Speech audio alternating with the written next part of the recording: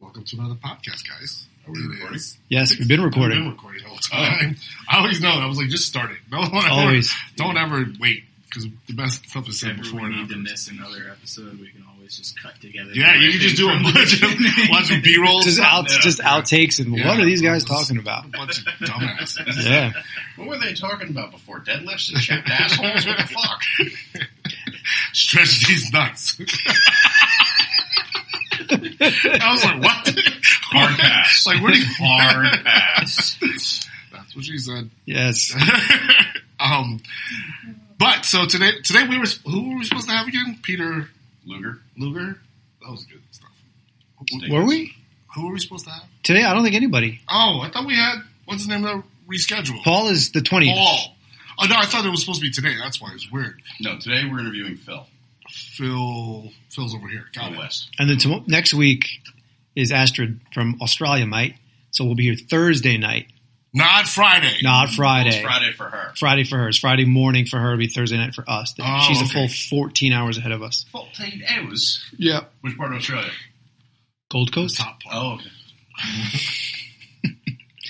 The Australian part. The Australian globe's a circle. There is no top part. All right, so She's close to the ice wall on the flat surface. the flat surface.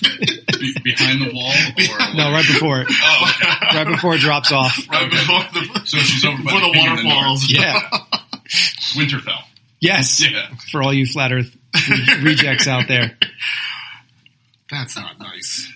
Oh, look, it doesn't turn. I can't see it drop off. That was literally the one guy's theory. The one flat earther. He said, like, I stood in a plane, like a flat area. He goes, and I looked out. He goes, and it was just flat the whole way. It just kept going. I couldn't see it curve. Some set of eyes you got there, buddy. Gotta wear. You can't even read the street sign 10 meters away. Tell me you can see the horizon. Fuck out of here. There's no dip. I see no dip. Just look in the mirror, sir.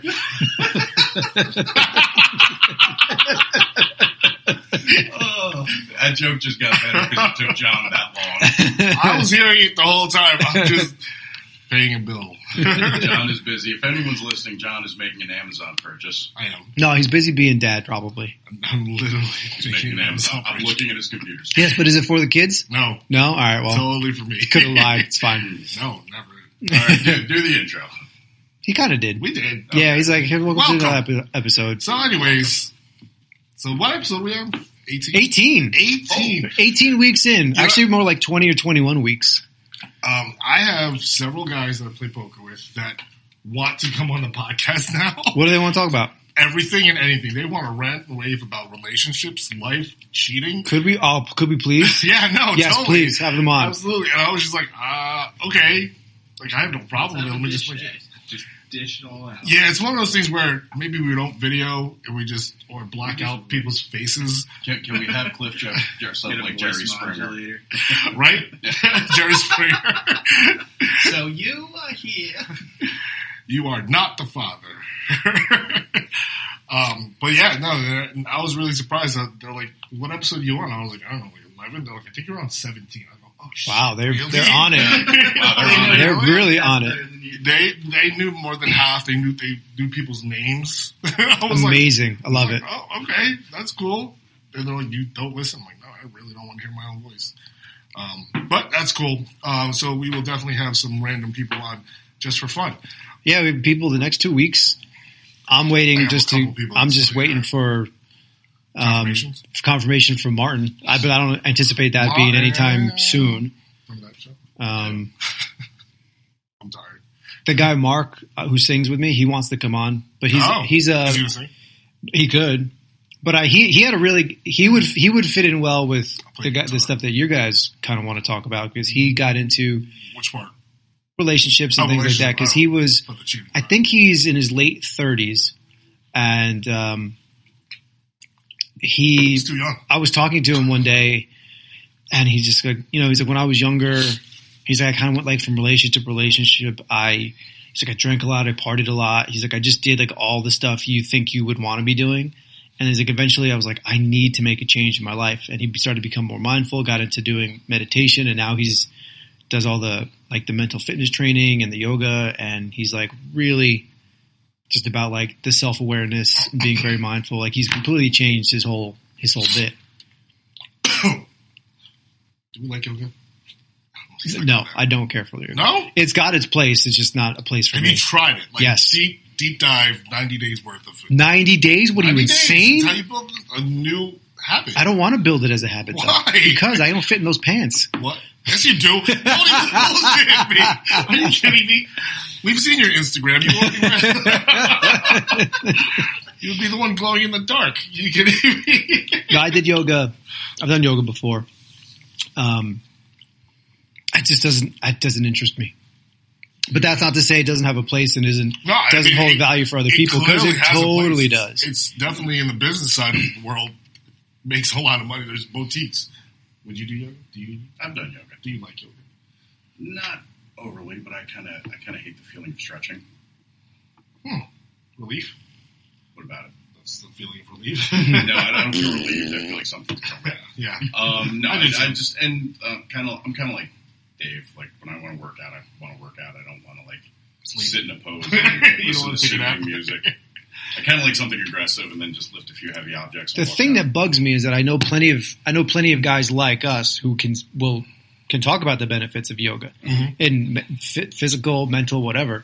But I also know there's a huge constituent of yoga folks who think that weight training is Satan's joyride. Mm-hmm. Like it's just that thing you shouldn't be engaging in. Oh yeah. And I don't understand where that disconnect comes from. Well, I think it's just like arrogance. Well, I think it's also like what you're drawn to, right? So guys like us, like we all four of us, pretty much like to lift weights. Lift things up and put them down. Yeah, we like stuff where basically we're creating stability, we're creating a very stable platform to lift from, not necessarily worried about, if we can put our ankles behind our heads.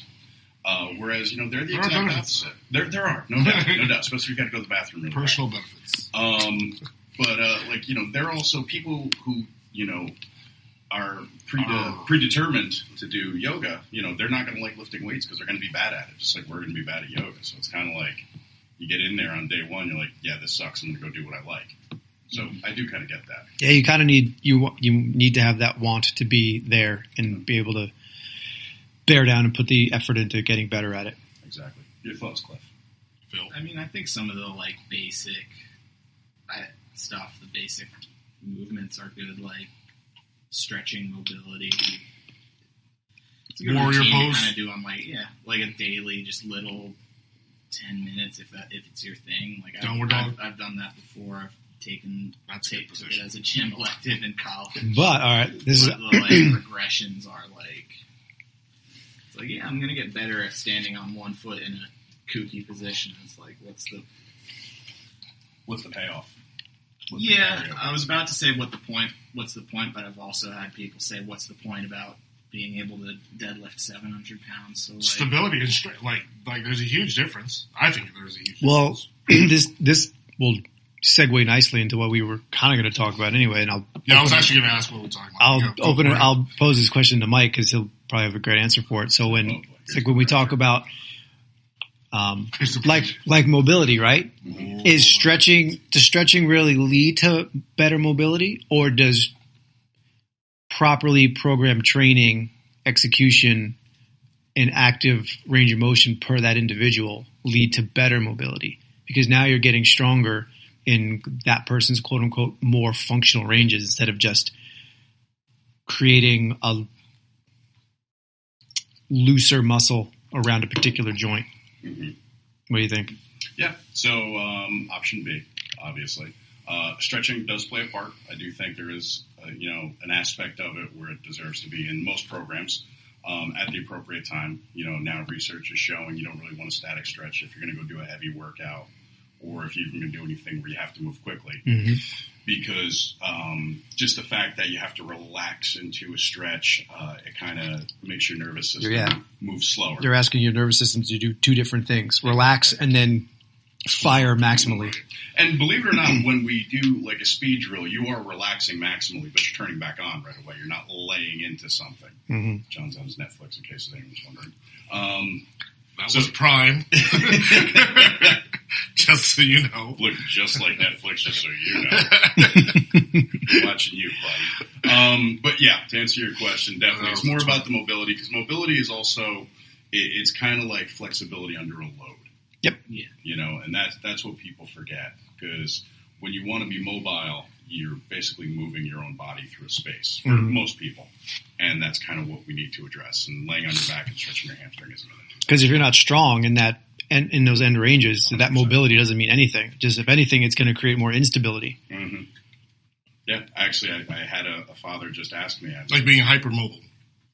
Yeah. Yeah. Hypermobile. Mm-hmm. You know, there's even just like, you know, like they've seen it now with a lot of baseball players, going back to the fact that I trained 1,000 baseball players, which I'm very grateful for.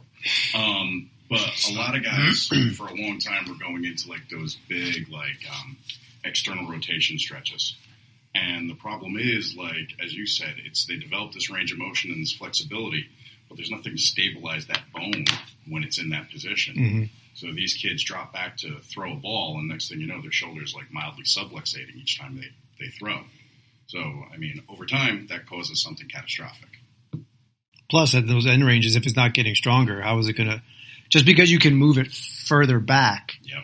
you're not – your tensile strength at that point isn't as high as it could be if you train properly. So if anything, you're losing kinetic energy and you're losing any kind of force production you can get on throwing. Yeah, you're losing that whip action, as we say. Nice. Interesting. Very. I was just thought we were talking about tensile strength. Remember, what was that? What were we talking about with Jenny in the office the other day about squats? Oh, the tendon popping off. Yeah, you want to avoid that at all costs. Cliff is the keeper of this tale. Oh, let's hear it. She was offering a particular member of ours stretch training just because he was Jenny's so our muscle housekeeper, bound. by the way. Yeah. Jenny, She you're is a listening, trainer. Jenny. You're the housekeeper, She is a trainer. and she's certified Yes. yoga instructor. Yes. And she was walking the floor. Go. She was offering a very particular member of ours. A former NFL running back. Oh, that's right. It was Joe Morris. Trying to protect the names of the innocent here. Nope. It's my podcast. Okay.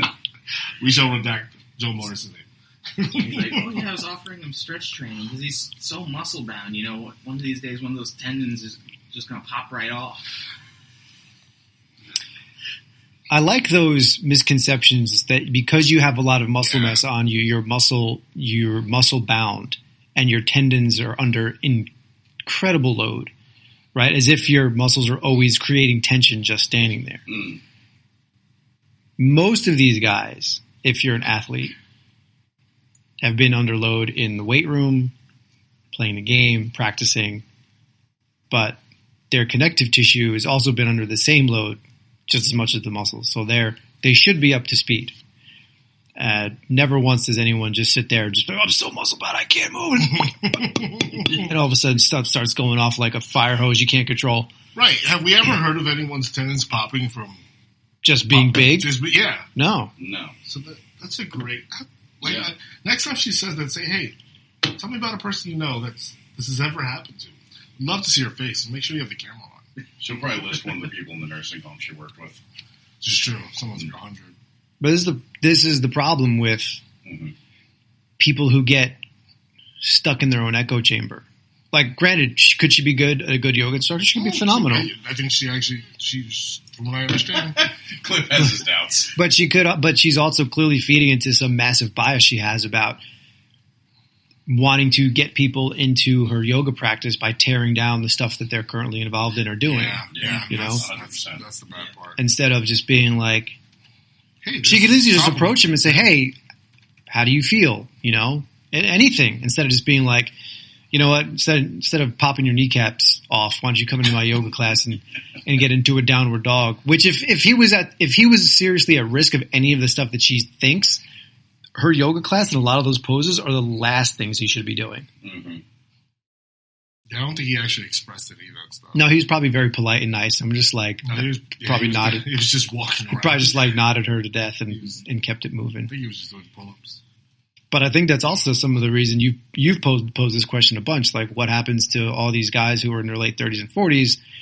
Either are they married? Do they have kids? Are they single dudes? Whatever. But why do they Why do they fall off? Why does, Right. and it goes from anything from, is it not important to them anymore? And that was a thing that Lauren brought up to us that both of us didn't really think about. Like, maybe it really just isn't important to them at some point. And some of it too, I think, to the people to the individual, like maybe their dad bod, the lack of, or whatever it is, it's just not a thing for them, which is fine. It's sometimes tough for us to wrap our heads around it because like we're in that industry all day. But, I think a lot of that misinformation and so much stuff that's out there that plays a big part. Someone may think, "Oh, I'm too old and I'm going to blow a kneecap out." It's like, dude, if you can get in and out of your car and up and off the toilet, squatting is not going to do anything to you, but get you stronger. And in a range that people need. Yeah. Yeah. We were talking about even Cliff was with me all the time in the office, and he was going to go work out, and I was like, man, I'm really going to go do something with myself because I haven't done anything in weeks. Because number one, I just don't want to be in that building. I hate being in the building now. Like I don't even care. I'm so open about this that I just don't even want to be there half the time, right? And it's not because of you guys. You guys I actually really like, right? Like, hey, guys, let's go over here instead, right? Let's go hang out over there, right? It's just because all the things over there. But this is why I was just looking at and ordering stuff. I'm trying to put something in the house where I can do my own thing. And because I don't even want to work out here. Like, I have no motivation to work out right now. That's the bad part for me right now. I'm just tired. I'm just tired. And it's no excuse. I have time. I literally will sit there for 3 hours and do nothing when I could be working out. So I have no excuse. I'm literally just saying I'm tired and I don't want to do anything right now. So I realized that's one of those things where I know I could get out of the rut. It's when it's going to happen. I don't know. I don't know. Maybe tomorrow, maybe Monday. I don't know. Everyone wants to start on a Monday, right? But maybe I'll start on Wednesday. I don't know. Or Saturday. No, it's too early. It's too early. I got other stuff going on, like sleep. Watching F9 and the new Suicide Squads and stuff like that. So I got to do more important things right now. But yeah, no, it's weird. Like I feel like. Did you say the new Suicide Squad was more important than working out? After you just told me how awful it is? I thought the characters are awful. So far, I haven't seen the whole thing. I know. I'm just curious. Did you watch any of it yet? I've watched like half. He was watching it when I walked in. I'm like, what is that? He goes, new Suicide Squad. I go, how is it? He's like, worst movie I've ever watched. Really? So far. Well, okay. It's pretty. They have the worst characters. Oh, they're terrible. The worst DC character, but I'm guessing they're just trying to make them. They're trying to make them pop. I just remember James Gunn saying, he's like, I'm going to kill a lot of these guys. So I guess it doesn't matter if they're terrible characters because you don't care about them anyway. Oh yeah, like the first squad. If I could call it. Did you watch it yet? No. Oh my god! I didn't even know. I had no idea John Cena was in it until Tuesday. Terrible character. He's the voice. He's the voice of the shark. He's what? He's the voice of the shark. Like Vin Diesel's the name is the voice of Groot. He's the name of the shark. He's the voice of the shark. But what's his name? Pete Davidson. Pete Davidson. Yeah. What? He's in it. Of course, he dies in the first play. I was just like, this guy. This sucks. But anyways. But yeah. Spoiler alert. Boy, yeah. Shit. Came out yesterday. Sleep. That's her fault. Oh, man. But I won't say anymore. I'm just a little critical about things. But the only person I can pretty much guarantee that probably doesn't die by the end is Harley Quinn. Well, yeah. And probably Bloodsport? Bloodsport. Yeah. Which again, a character that I had to look up. Yeah, I thought they replaced Will Smith with him. I thought he was Deadshot. Well, they said that they wanted to use but Will Smith Bloodsport is almost identical to Deadshot, it seems like. They're both marksmen, right? Yeah. Like, whatever. I don't know. DC's still playing catch up. They are. They're trying to figure it out. I don't think they're ever going to figure it out. But to the point of being, I just feel like there's certain things that I'm tired. Like right now, I'm looking at bikes. I'm like, maybe I'll buy a bike. I don't know why. I don't have a bike. So you can think about how tired you are to ride it around How town. much money I'm going to waste on a bike. I'm thinking here, hey, I wonder if Cliff could get me a discount on a bike. Cliff's got bike hookups? He used to. Oh, what happens? Are you allowed to say? Shit. Oh, okay. Not his company. My brother-in-law was up at Lake Placid last week. Right, how'd he do? Someone cut him off during the bike race, and he crashed. Oh. Did he get up and punch him?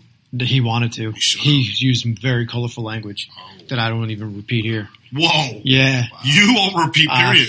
Yeah. He said colorful. Yeah. That means the words have not been made. My friends who live up there said there was so much traffic in Lake Placid because of that race.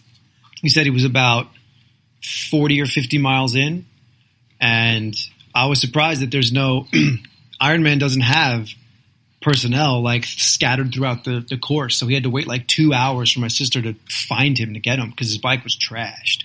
Oh wow, it was that bad. Yeah, but the bikes are super light, so if they crash, they're toast. Yeah, they feel like they're made out of aluminum. Yeah, aren't they made of aluminum? They're like carbon. Yeah. Oh, carbon fiber. Yeah, they're like $7-8 grand. They're very expensive. Yeah. And I said, "Well, do you have a backup?" Because first my mom texted me to say Greg's hurt, and I said, "Bad?" And she doesn't respond. I'm like, "Ma, that's not. You can't do that. If you're going to say family member's hurt, you got to keep that phone on your hip." Yeah. You're going to yell "man down." Yeah. So then I call my father. He's like, "Yeah, Greg's somewhere." He's like, "I'm waiting to hear from him." And then he hangs up, and then he calls me back, and I'm like, "All right, what's up?" And it was Greg. He's like, "I'm fine. I'm pissed. Blah blah blah." I said, "Do you have a backup bike?" He's like, "No." He's like, "Once if you get hurt or fall, your bike like you're done. That's it. You don't get a chance to finish." Really? Yeah. That sucks. Yeah, I just started training in January, right? And he's like, I felt good. He's like, if I'd finished, he's like, I was on pace to get the time he needed, like the 11 hours and 40 minutes or something. 11 hours? Yeah. That's how long triathlons are. Yeah. The Ironman is a 2-mile swim, 100-mile bike ride, and a marathon. And a full marathon, right? That's In Hawaii. Yeah. Just let's throw heat on top of it. Yep. CrossFit does it all the time. Come on, CrossFit, you're snatching heaters. man. Right. Yeah. Literally, doing pull-ups on... Kipping pull-ups. Kipping pull-ups, if you can do them. No strict form. Skin falling off your head. Yeah. I can honestly never do those. Everyone said how easy they are. I can't do them. They're not. I couldn't. I tried like 2 or 3 times. You got to pretend you're a dolphin. You got to pretend you're someone who doesn't care about exercise. You have to someone who doesn't care about your shoulders. Right. It's cool. I've seen something even better. One of the instructors I took a course with is into the tactical games. It's like CrossFit. With guns? With guns. Yes. Yeah. It's CrossFit. Like with soft, guns. airsoft? No, actual firearms. You know that guy Real World Tactical on Instagram? Yes. Yeah. Like that? Mm-hmm. He's just like doing tire flips and like, it's amazing. This guy's incredible. Yeah, he's huge. Yeah. Oh wait, they're shooting targets, not each other. No. Yeah. I was like, that's why I said, why would you use real? But they're doing targets in the middle of the games. Got it. Yeah. Fight to the death. Seriously, I was like, wait, what game was this? What? I didn't know. I'm like, I'm so out of the loop, so I'm looking for bikes on Amazon. Presented by Snuff Games. Snuff? Haven't heard that word in a while. Yeah, right? Yeah. Does that stuff still exist? I don't know. Faces of Ask Death? Phil. Phil's the only one that has the insight on these things, apparently. Rogue Fitness presents Battle Royale. I feel like go Mad Max Thunderdome. 2 man and 1 man. I haven't seen that. Those are cool bikes. Anyways. That would be my phone. But Order where were we? confirmed. Where were we? Home gyms and motivation. Oh, yeah, so that's all it was. That I don't find myself being motivated. I find myself motivating to buy stuff. I don't know why. That's the worst part. For some reason, I have money in my pocket. I'm like, hey, let me just spend it all. I gotta stop. I gotta pay for food for the kids. They gotta live. They're still bugging you about that, huh? They're always asking for food. Jesus Christ. And goddamn food and shelter shit. Jeez. I'm like, Dad, I'm hungry. Oh, shut up. All right, redacted. Here's a piece of cheese. I'm like, come on. I want to go somewhere. You think I got food every time I said I was hungry when I was your age? I know. What's wrong with you? Go ask your grandparents. Anyways. So yeah, what else? What was the other question? Wait, didn't you ask for another question? You told Mike to write something, didn't you? I did. Did you? Well, we were kind of talking about it right now. Yeah, kind of. Yeah. And then you entered it that quick? No. We're succinct. Wow. So, go on. What would you like me to go on? Well, so I'll steer it. Another question. So since Well, John's discussing how he's feeling a little lack of motivation, which is fine because it happens to all of us from time to time. In a can of bang right Right. there. I know, this is my energy boost. Go. Yeah. As we know, motivation that was beautiful. You like that? Yeah, that was real too. That wasn't even like an edit. That was great. Sometimes it's not the motivation because motivation's fleeting and it wanes very quickly. Like you could hear, that's why I would always find things funny when I would watch like Gary Vee videos or read things in his comments. And people are like, oh, I'm pumped. I'm ready to go do this. And Gary would be like, guys, it's not necessarily the motivation. Like you could be super pumped after listening to me talk for an hour on like a Tuesday afternoon. He's like, but what happens like on Sunday when you don't want to do anything? He's like, it's more about the habit forming discipline of just doing the thing. No, it doesn't have to happen all the time. So as long as the do's outweigh the do nots, generally speaking, you'll probably make some kind of progress. But I think that if you're going to get back into something after being off of it for a while, we won't take John into consideration because his 2 weeks or 3 weeks off is not the same as someone who's been like, I haven't been in the gym in 4 years, and they just come in and they don't know. I mean, don't get me wrong. I literally did work out 3 days ago. I did like an hour. Right? It was very slow movements. It's fine. But I still moved and I still lifted. I was deadlifting and squatting and kettlebell swinging. I did. Nice. I still moved, but it's not the type of workouts that I'm used to. What are you used to? Actually, like 4 days a week and no more than 4 days a week. And why is that? I find my recovery, when I have really good recovery, I feel so much better than just overloading the whole time. And that's just me. I mean, some people are different. I know some people are, I need to work out 5 days a week. I'm like, or like 7 days a week. I'm like, why? Like I have clients that want me to train them 5 days a week. And I'm just like, I don't want to talk to you that much. Now, when they want 5 days, do they want different body parts? They want the same type of workouts? And like, what are they trying to accomplish? So one specific couple, both of them want 5 days a week. It's killer because they want 6 a.m. and 7 a.m. I'm like, I really don't want to wake up that early for you guys. But, and hopefully they don't listen to this. That's another one. Redacted. There's no redacted. They know who they are. It's 5 days a week. But they want to, number one, the wife is trying to get pregnant. So she wants to be in good shape. Which, totally get it, but she's in way better shape than her husband. And her husband just, he needs to do something. He's one of those clients, and he openly admitted this. He has wasted thousands of dollars in personal training and has just blown off personal. He literally has admitted that, and he used to train at Equinox, that he literally left hundreds of thousands, just thousands of dollars on the table and just walked away. He said he didn't want to train anymore. I'm like, how long have you been doing this? He's just like 11 years. I go, wow, man. I'm like, how many trainers did you go through? And he's like 4 trainers. Yo.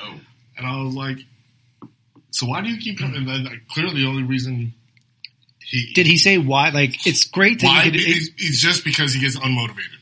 Okay. And he's 38 now. Did he see when he was doing it, regardless of how adherent or not he was he making progress or not really? There was only one trainer that showed progress for him, and this is when he lived in London. So it was like 2 years ago. He was in the best shape. That's what he claims. He was in his best shape. But I was like, I don't believe it just because we're right now. Like, you're way off from what you explained. But that's his perception. His best shape. It could be a 5 compared to any of us, right? But it's weird because in comparison to the numbers, he's like very far away. He keeps talking about the numbers that he used to do. Maybe it was because they were in kilos.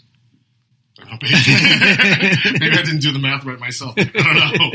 But he's also and now he was training 3 days a week while he lived in London and stuff like that. Now he went from 3 days to 4 days. Now we asked for 5 days at 6 o'clock in the morning. You know? Now, does he feel that he's not making progress? Oh no, he's seeing more progress now than he ever has, and he wants to keep going. I was like, we don't need to do this. I was like, you can pick 2 days out of the week on your own. I'm like, dude, you invest in Peloton. And what are you doing with him primarily? Like, what does he want to do? Just get stronger? He's just trying to lean out. Okay, lean out this time because he's definitely your typical. he's your typical Indian that he didn't grow up vegan or vegetarian. I feel like that. He does eat meat, but he has the typical, unfortunately, I want to say, genetics makeup of an Indian. And he just got the belly, but he's just skinny, unfortunately. I have such a joke, and I'm just gonna hold it in. That's why I'm trying to, I don't know if I should say things, but whatever.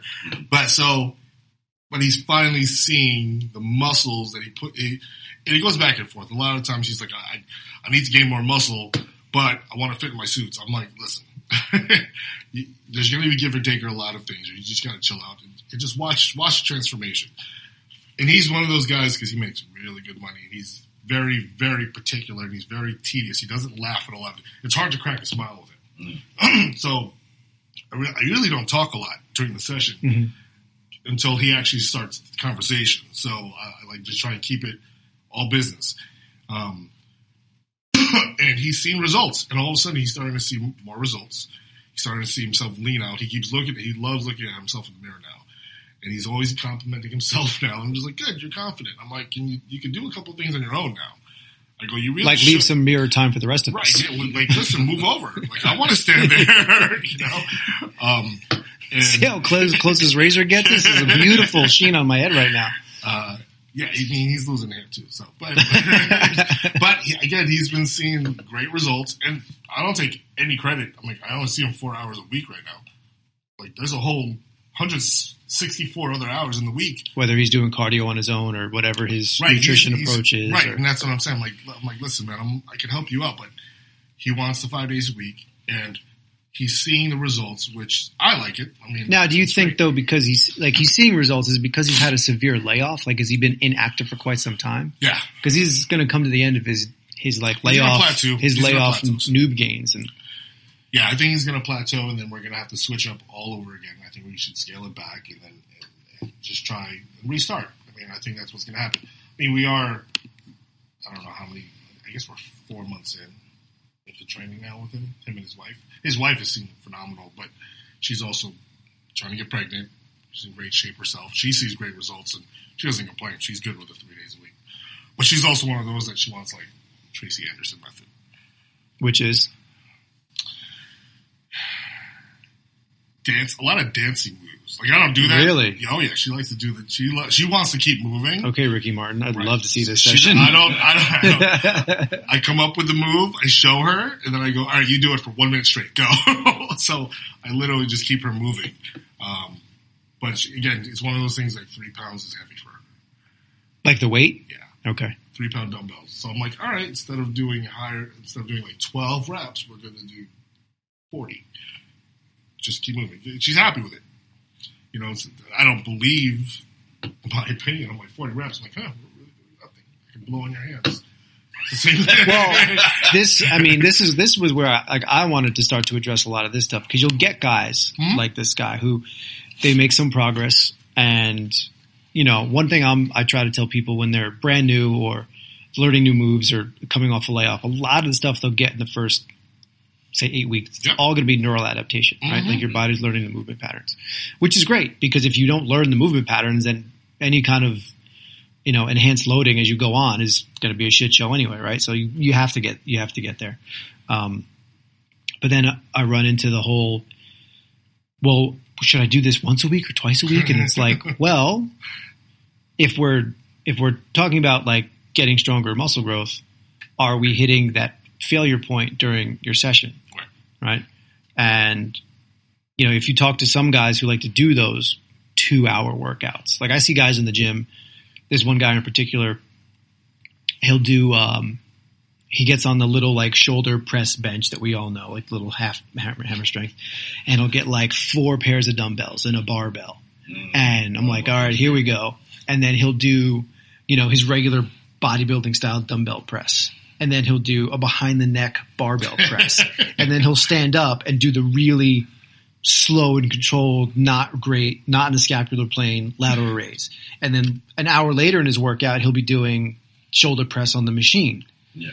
And they think they're hitting either different parts of the shoulder, right? Or it's like, dude, if you can make it through, like if your workout, like when that workout's over and you didn't hit a failure point on anything, and you didn't accumulate any quote unquote effective reps you can towards. still keep going. You didn't do anything. Yeah, it's like, congratulations, you did a 75 warm-up sets. Yeah. And they get mad because they think, well, I'm training hard and I'm strong and like I felt the burn.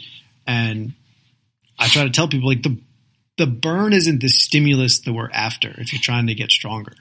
And I'm sure Mike's aware, like deals with this all the time. Like, well, you probably do too. I don't know why I'm single. I just know Mike is more eager to talk about this stuff than you are sometimes. John's always like, I'm tired. But it's hard to get people to understand like the failure point. And to the point of this woman, even though she's in great shape, something about anything challenging her, I don't know, maybe she doesn't understand like what the challenge is going to do for her. Right. It's because this is one of those things where, you know, I've also asked the question, you know, what do you do about someone that doesn't want it? Women who say they don't want to get bulky, right? Mm-hmm. Like she's just one of those people. She goes, I don't want to get bulky.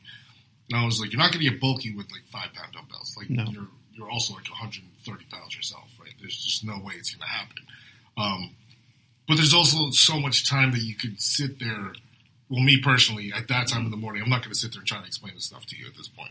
That's why. But I did tell them that I am very picky about who I deal with. Well, and one thing you probably could do is like she sees her husband train, right? Uh-huh. And I'm sure you push him as hard as he's comfortable and as hard as you can. Yeah. So it's like, listen, look at your husband.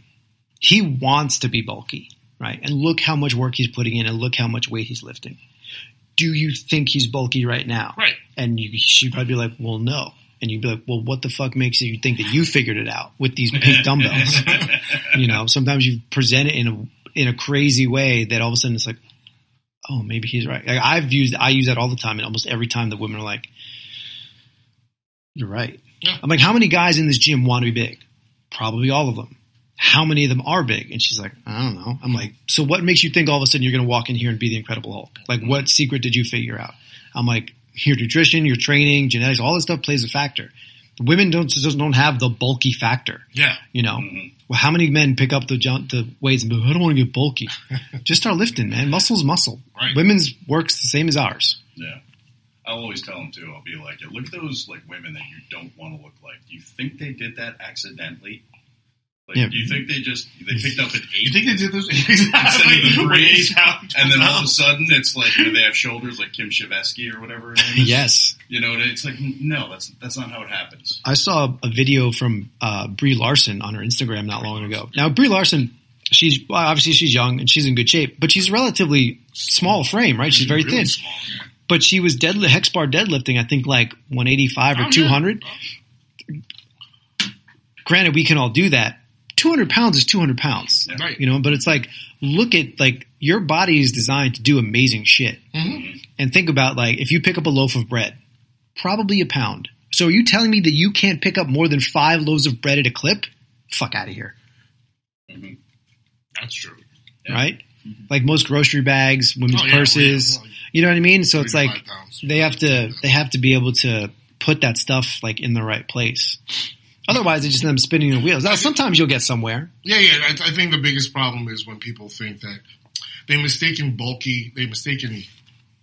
sore or tight for bulky. Like they don't want to be tight. And I keep saying that. I'm like, listen, just, you know, do what you got to do. You still have to keep moving. That's my big thing. I'm like, again, they can choose my times of battle. And that time I'm just like, I'm just going to make you move.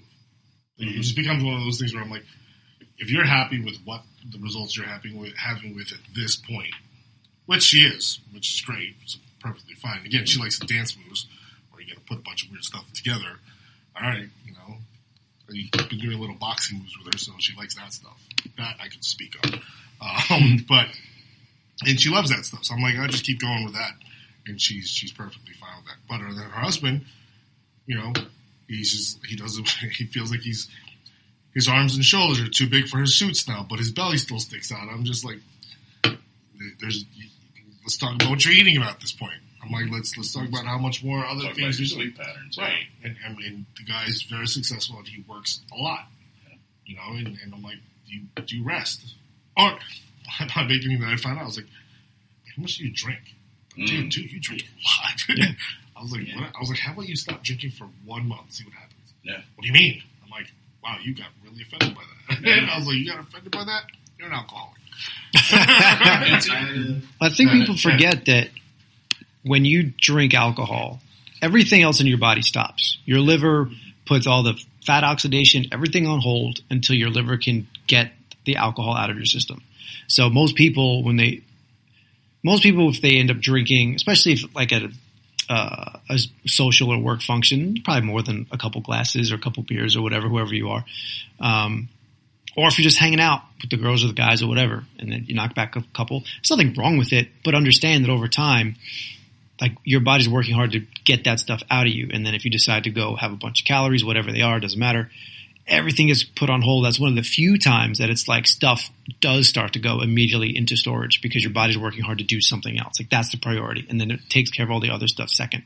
Yeah. I remember working with a nutritionist who actually said he felt like the big swing in alcohol consumption is why we're seeing like why he was seeing a lot of college girls coming home with like cellulite at like 19 years old.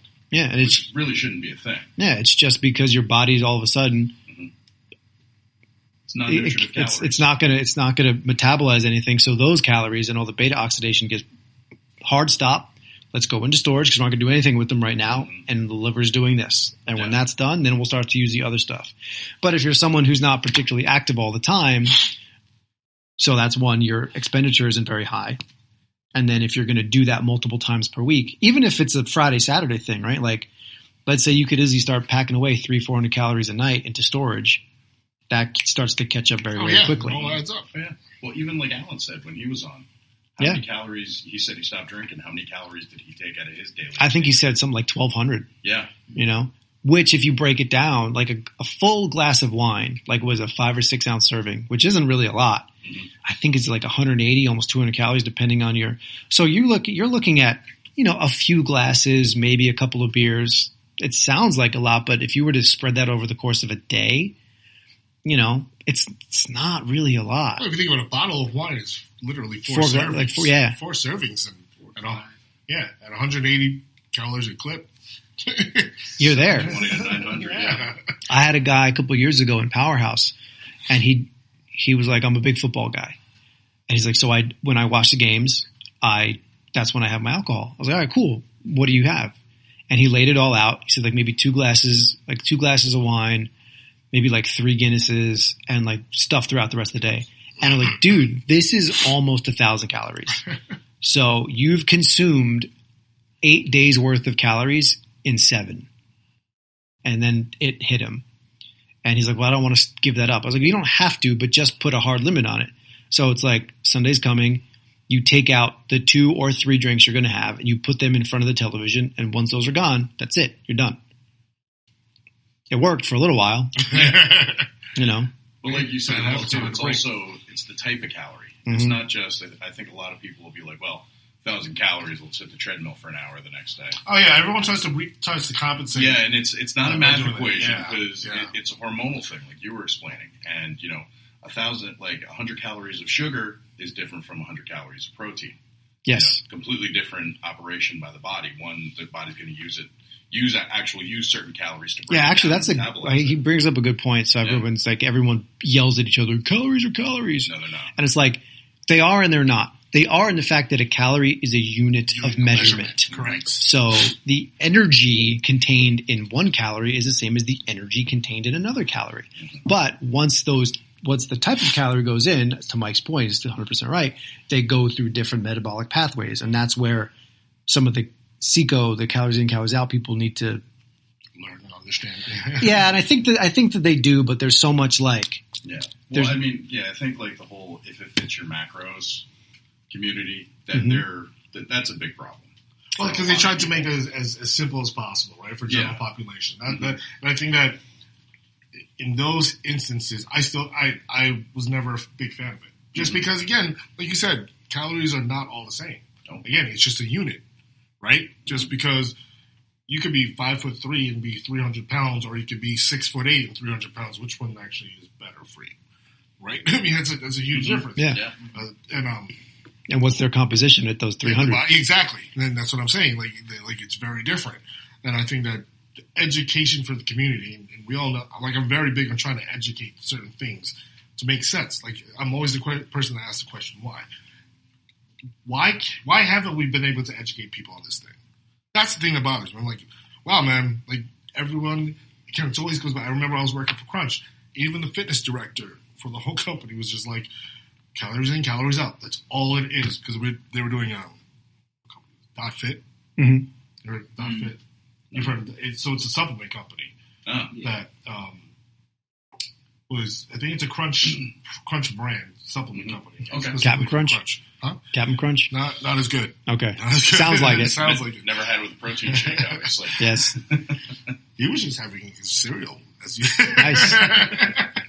With his protein shakes. Veganos? No?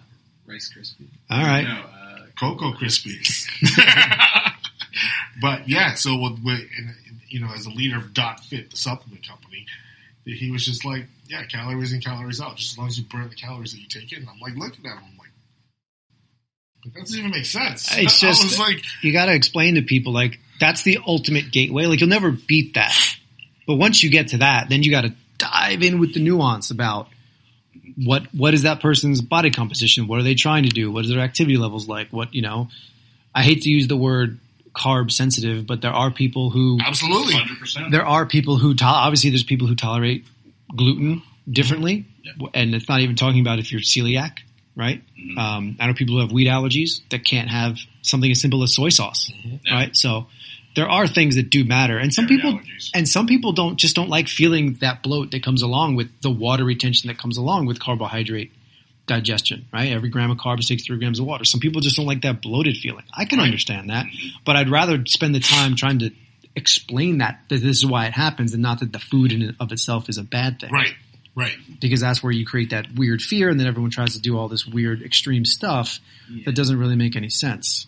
Well, I noticed, like, I think a big problem in why it's hard to educate people is the amount of, like, weird, crazy misinformation out there. Like, 'cause most of the time when I try to have a conversation with somebody about nutrition, something comes up like keto, or, oh, I heard you're not supposed to eat carbs after 8 p.m. It's like the gremlins. Yeah. Don't feed them after midnight. I'm like, I don't get that. It's like 8 o'clock somewhere else in the world. What's the difference? Yeah. Right. Does your body know?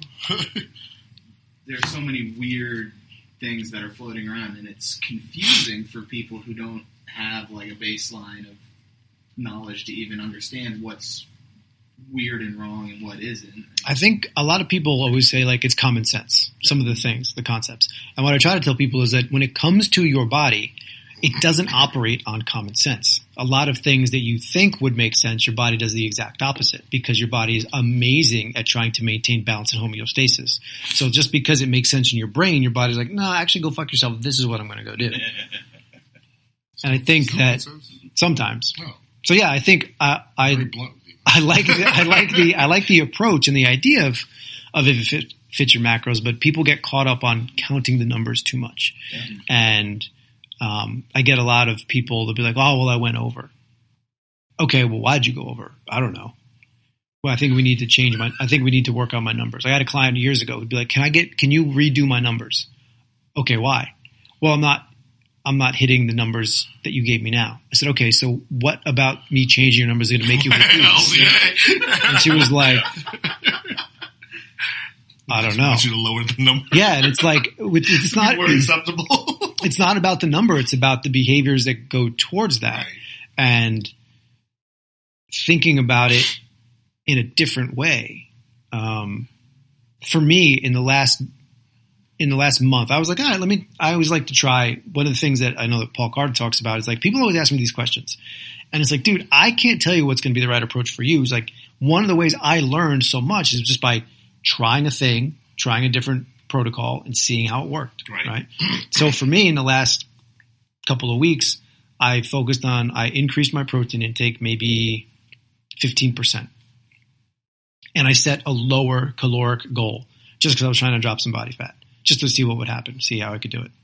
And I got on the InBody the other day, and I had dropped 4 pounds of body fat in the last month, got down to 10% currently. And all I did was just make sure I was hitting my protein, filled in the other stuff, whatever. Didn't even look at it. I just looked at like what my total calories were for the day. And it ranged, but it was always under that particular number I set for myself. And then one thing I did notice is that I was doing less cardio because my calories were down, so I didn't have enough energy to want to go out and do cardio after my lift or anything like that. So maybe I would do my normal half-hour walk around town. But if I would do that 3 or 4 times a week, or maybe even 5, maybe the last couple of weeks it was like 2 or 3 times. But I was still dropping because I was managing my out, but also managing my in. And I think people get all hung up on like trying to hit these targets instead of like, if you're advanced enough and have a good enough understanding of how this stuff is affecting you, you can focus on your most satiating and highest thermic effect macro, which is protein, and just fill in the rest and not even worry about it. Just pay attention to that total number. Wow, silence. That was deep. Well, it sounds very common sense. To us. Yeah. Most people can't figure that part out. Yeah. That's the sad part. Yeah. But then there were plenty of times I went out to 2 different like friend functions, and I think over the course of the weekend I ended up having a dozen Krispy Kreme donuts. Nice. Not in one sitting. It's the difference. Right, exactly. Yeah. But that's how that's just how you manage it, right? But also that approach for me, like I have no emotional attachment to the fact I had a donut. I'm like, oh, I went off the rails, and I'm like going to go back and put Krispy Kreme out of business. Just fucking order everything, you know? You're not going to go compensate and jump on the treadmill for no, why?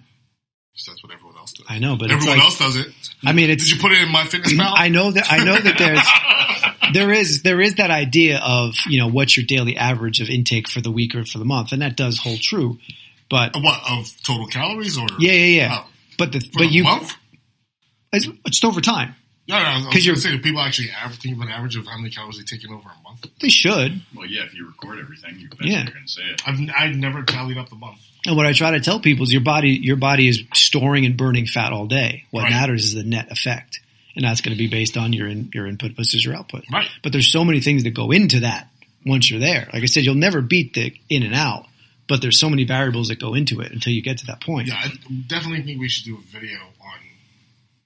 Phil looks like he's like, this is, I don't know. We'll take you from the vegetarian approach. That's the problem. Cocoa Krispies. So how's that work? But I definitely think we should do a video on education. Trying people food? No, I'm kidding. We've discussed we're going to do that later. Yeah. No problem. That's going to be the next one. Sorry, Phil. But I'm definitely explaining how each calorie works, or how fats, you know, carbs and protein work, because that is a huge thing that I think is as easy and simple. Technically, it's pretty simple to explain. Mm-hmm. Yeah. It's a matter of people that want to listen to it, right? Because people want simplicity. They want their real with this stuff. Most people are lazy about it. That's why they come to us, because they want to know things we want to know, but they want to know for free, right? Yeah. That's all it is. They don't want to do the work, the research to figure this stuff out. I think this is pretty important stuff for the future, you know, for a lot of people at this point, that, you know, it's really simple, but it's not easy. No. Make sense? Yep. Like, it's really simple. It's just not easy because The knowledge is simple. It's the execution. Yeah, that's how it works. it's the human approach to things, right? It's like, oh, I want what I want. You know, all right, you have what you want, but if you want the other thing first, you got to do this. Well, you know, that ties back to what Dave said before, the emotional attachment. Yeah. Which is what so many people... That's what screws them up. If you eat something and you immediately judge your action of eating that food, I was an idiot, I fell off the plan, or blah blah blah. Yeah, and it's like that's not the thing. You know, every once in a while, depending on what I plan on doing for the day or the week or whatever my approach might be, if I'm trying to do something, I'll do a whole day of fasting. But I'm not like, oh, here's my fasting protocol. It's like I got up a little bit later. I didn't feel like going to the gym or doing any walking outside. And I'm like, no, I'm not really that hungry right now. So I'll just fast for the day. And I create, I don't know, a 15, 16, 1700 caloric deficit for that day and just go right back to eating normal the next day. but it doesn't make me feel any type of way. It's just like, all right, well, I know I can do this, or I can go out to dinner, or I can crush a huge meal. Like, let's say I want to go out to dinner later that night. I know I've got a huge space I can fill and crush it and not really care. Or even if I crushed it and went over number, I still don't care. Like, it doesn't matter because you can just change it as you keep going. But people need to learn to be kinder with themselves. Yeah, like, I think people put too much pressure on themselves. Like, you're definitely your own worst enemy. I told a client this morning, and I said, think about when you feel like you screwed up. Right? You did something stupid or, something detrimental, as long as it's not a catastrophic outcome, right? I said, now think about how you speak to yourself about it. Like, oh, you're such an idiot. Da, da, da, da, da.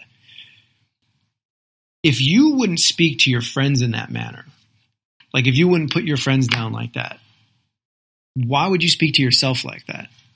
Right? Because you don't respect yourself. Yeah, it's just about just being kind. I understand people want to. It's some of that.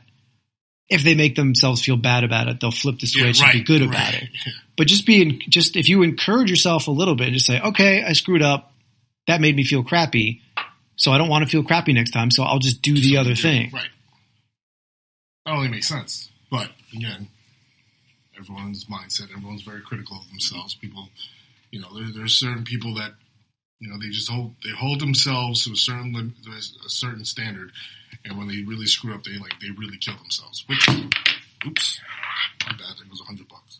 Yeah. But I try to say too, like, listen, having standards for yourself is great. Everyone should have it. Definitely. And always try to raise your standards to a certain degree. But if you're trying to get to a place you've never been, right? Like if you've never, I hate using like the scale, but let's say, I want to lose this amount of weight or whatever. Fine. Okay. So that's your goal. If you've never been there, like, why are you holding yourself to such a perfect standard, to something you've never done? Right. Like you're trying to get through the maze. Just get there how you get there. Mm-hmm. And then great. When you're there, you're there. But if you've never been there and you've never found the way, it's like being given a book written in Japanese and being pissed that you didn't fucking figure it out right there. It's like, have you ever read this before? No. Then why are you beating yourself up over it? Right. Right. Do you even know what you look like at that weight? That's why I tell people all the time. Right. Like, do you sure you know what you look like? Yeah. I think people just come in, like everyone looks at social media. Mm-hmm. And the highlight reel. Yeah. They get their preconceived notions of, like, okay, I'm 6'2". John Cena's 6'2". Do you ever see what he looks like at 230 pounds? Well, you want to see something? I mean, I'm sure. But I don't look like that at 230. You know what I mean? So right. Yeah. I mean, he's a fucking monster at that weight. I look kind of emaciated at that weight. He did the best juice ever. Yeah, but that's what I mean though. It's basically people think, oh, because I'm this tall and whatever. Right. If I get to that weight, that's what I'm going to look like. I had somebody. They've been making amazing progress. Probably the leanest they've been. At the lowest body weight they've been, with the highest amount of muscle mass they've probably ever had. But the number on the scale still isn't like, why can't I just weigh less? And I said, okay, so let's look at that. So why can't I weigh less, but maybe at the same body fat? Okay, let's look at that. So we took 5 pounds off the scale weight at the same body fat. And I won't give numbers, but what I'm saying is going to make sense. So if we remove 5 pounds from the scale, keep your body fat the same. So now we look at the lean body mass. So the lean body mass now dropped 4 pounds. So we've lost 4 pounds of muscle. And the body fat, keeping the body fat the same, the difference in body fat was now 1 pound. Only dropping 1 pound of body fat, went from 28 pounds to 27 pounds. So just by meeting the number on the scale, we lost 5 pounds. 4 of them were muscle. 1 of them was fat. Where's the payoff in that? So they got it. It still will take some time to like really sink in, because for so long people get really attached to the number. Right. But it's like, let's focus on the composition, right? That's a hard thing for people to understand. Like, do you guys? I'm one of those people. I tell my clients, don't look at the scale. But do you guys tell your clients to watch a scale? Because I know I've heard so many trainers, and I don't know, it works for other people. It doesn't work for me. I'm not big on it. I've seen them tell their clients to weigh themselves every week to see how much micro increments they're looking at. I go, why don't you just do one like every quarter or every month? Figure that part out. Just because you see the bigger number. Yeah. To me, it seems like it's more. It's just more attainable. Or you're happier with yourself because you see a bigger change rather than the quarter pound. Like, oh, you just lost a hamburger.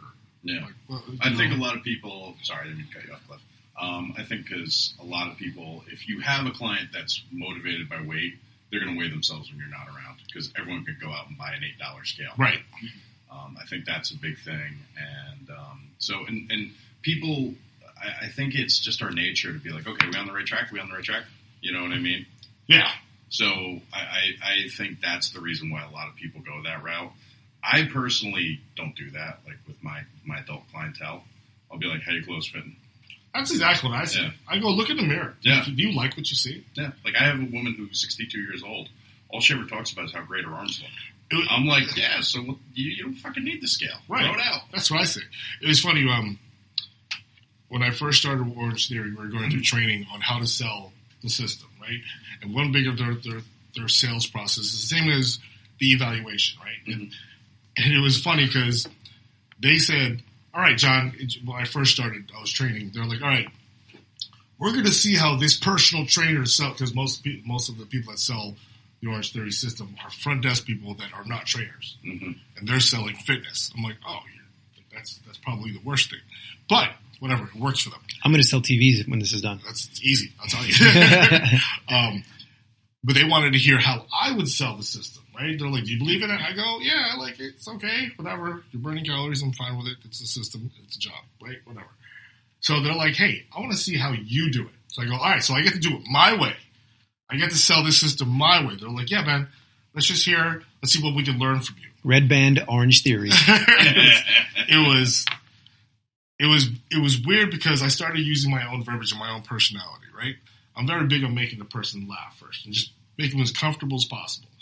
So the first thing is, we were doing the role playing. The girl was like, yeah, I want to lose about 10 pounds. These were employees that you were doing it with, right? Yeah, okay. Role playing with, and we had a regional director in there she was trained to teach us how to sell it verbatim. Right. They want to use verbatim. Yeah.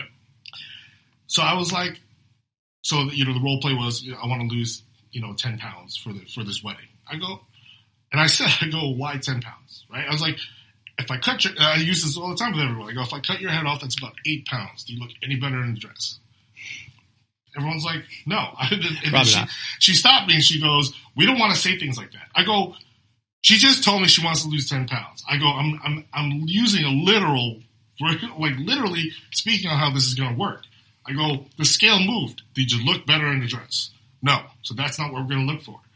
Then I was like, you know what I want to happen? I want you to look in the mirror one day after training for like X amount of time. And I want you to look at yourself and go, God damn, I am sexy. And just be happy with yourself. That's what I want. I don't care what the scale says. Orange was like, whoa. Words like sexy, it's a little too much. I go, what?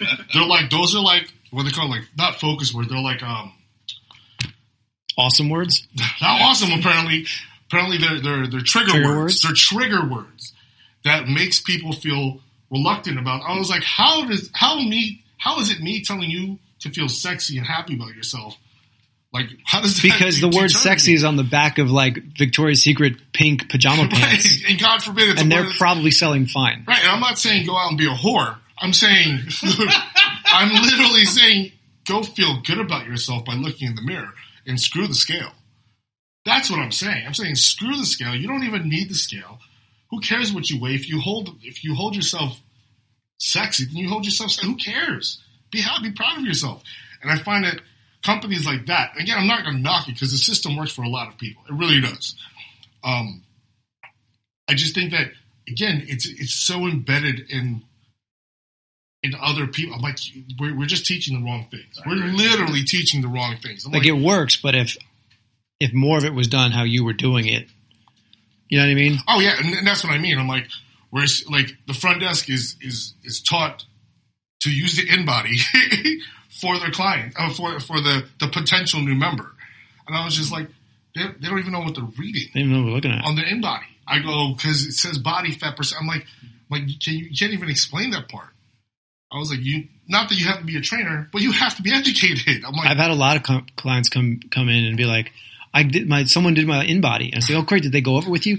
No. And then, because they don't know how to explain it. And some people don't know how to read it. Yeah. Oh, I mean, half the time they're just like, just listen to what the machine says. Because it just tells you to not. It just tells you to not talk during the test. That and don't put your arms next to your body, too close to the body. That's it. That's all it She's is. a very bossy bitch. Yeah, and that's why I was like, yeah, just because we got the InBody doesn't mean that it's going to work anything different. Like, because do you still feel like crap? Who cares? You know, and it's just, again, education. Education is key in what we need to do for these people. I'm big on that. I had a client. She came to me, and she just wanted to lose like 10 pounds for her wedding, and it was like 8 months away. It's good, easy. You would think. So the first thing we cut her arm off. There's 5 pounds right there, halfway there. I bought her a beautiful bowling bag, so when she cut her head off, she could put it in nice suede outside, very Corinthian leather inside, padded cushion. It was great. See? Well worth the investment. Yeah. And so we brought her calories up to start. She dropped like 4 pounds immediately. She felt great, and then everything kind of slowed down. Yeah. But what she didn't tell me was that I knew she was an ICU pharmacist. Okay. But she didn't tell me that, I think at the time, that she was doing like a bunch of double shifts, and she worked at two. She worked at a facility in the city and a facility in White Plains. I didn't know that. And when she would come in happy, everything was cool. And then one day she came in and she was like, we're still admitting COVID patients, and she's like, it's really tough. It's really stressing me out. I was like, all right. So now some of this stuff is starting to show through. I'm like, okay, you are way more stressed than I thought you were. Because she would, like I said, she would come in and not talk about that at all. And I would just say, how's work? She's like, oh, it's fine. But fine for her is like run of the mill normal stuff. Whereas for like her stress level for a regular like office 9 to 5 person is probably like a 10. Right. But because she sees it every day, it's like 4. Right. So relatively speaking, she's used to it. But it's still, just because you have good stress management doesn't mean that those hormones and everything still aren't elevating and happening. Right. And your body only has one stress bucket. It doesn't matter if it's work stress, relationship stress, social stress, exercise stress. It's all in the same bucket. So your body just deals with it how it deals with it. Yep. And I said, all right, so let's, then we were able to get her protein up, and Filipino, so she would also eat a lot of ethnic foods, but we were able to figure out which ones would work for her, so the stuff that wasn't like super calorically dense and still getting a lot of protein in. She increased her weight training workouts with the trainer she was working with, and she's like, oh, my strength is really going up. And then she got a Peloton at home, and she did, I guess they have challenges every so often. I didn't know that. So she could rate her power. So she had like a 200 to 300% increase on like her pedal power over time. And then she just kept going to the scale. Like the scale isn't moving. Yet she would come in every week and say people at work, family, her fiance, or like, your legs are changing, your body's changing. And I was like, yeah, you got it. Like, I know we're using the InBody, but we're going to stop now. I know you want to keep using it, but we're going to stop. And she just would get endlessly frustrated.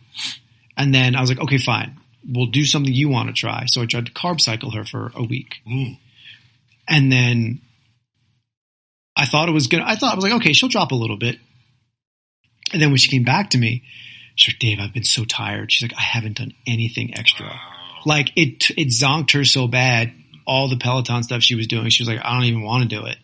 Which is what I tried to explain to her in the beginning. I'm like, the reason we're bringing your calories up is because you are pretty active. Right.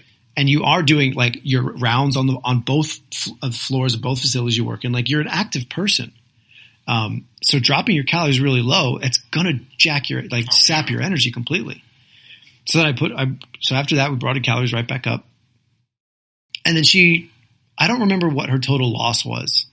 It wasn't the 10, but her trainer told me, she's like, did she tell you? I said, no, what? And when she got into her dress before the wedding, they had to like emergency take it in. She was like down like a whole size. Wow. I was like, okay, good. Yeah, that's kind of what I thought was going to happen. Like she got so hung up on the number and completely paid no attention to the fact that everyone was like, your body's changed. All your clothes are fitting differently. Like you feel better. You feel strong. That number, it's just a number. It doesn't tell you anything about everything you just told me. That's a huge thing. I think that again. So I think she's still on her honeymoon. So I hope she's enjoying the shit out of it. Have you seen her? No, she's still on her honeymoon. Like it's very recent. Oh, okay. Yeah. Oh, well, hey, listen, she should be happy. I mean, that day of. Cares what the scale said that day. They had to take in her dress. Scale's not marrying you. Yeah. Scale didn't change her dress. Nope. At all. Nope. Didn't do nothing. And she didn't even have to cut her head off. Look at that. Imagine she did. She'd look so much better. Yep. Apparently. No. That's cool. Awesome. I feel like my allergies are kicking in. Can't see. But I think, things like BMI, fine at a population level, but it's not a good thing. Yeah. You know what I mean? Like I looked at my in-body the other day, right? 170 pounds, 10% body fat. My BMI is still 26, right?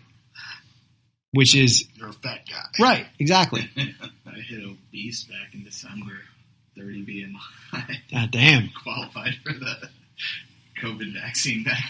That's right. Yeah. They were a high risk. Back before it was everywhere, and I was at my dad's hospital. I was like, I might actually qualify.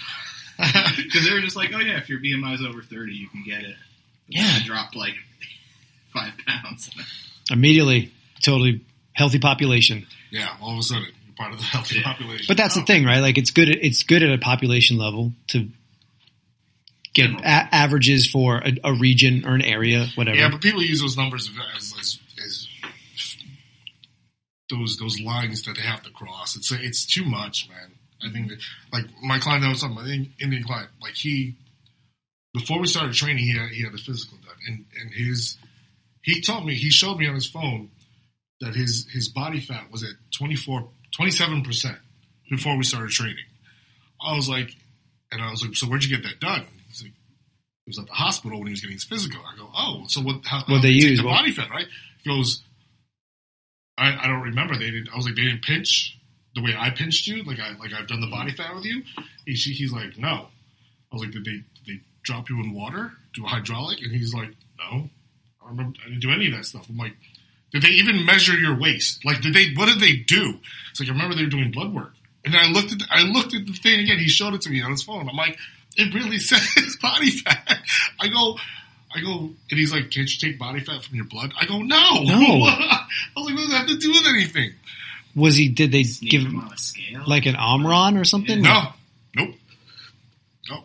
And that's why I said, I go, wow, did they just eyeball it? I think I swear to God, I go, did they just eyeball it? Lift up your shirt there, Tubby. Yeah. Oh, you a 26er, 5 or so. You look like all the other 26ers. You got tits on your back there, Bubba. You at least a 30. And I was just like, here's your blood work lunchbox. Right. But, we drew blood, but got Crisco.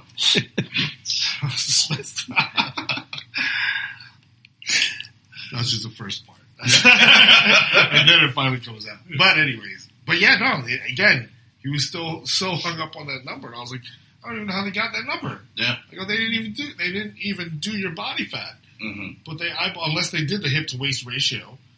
But that's not indicative. It's not even close to being. I'm like, are there equations? Like I forget. Are there equations that are out there that you can like the hip to waist with the age or something? It's the only one I know. It's like it's so, yeah. But it's like give or take like 5%. 50%, man. Yeah, it's too much. I was like, if you do it during a full moon, you have to subtract 2%. Right? If you do it during the day, you add 7. But if you drink Gatorade, it also throws you off. Yeah, but the pepperoni pizza, all equations are because it just holds a little water retention. There, yeah, right. Yeah, so how much is that?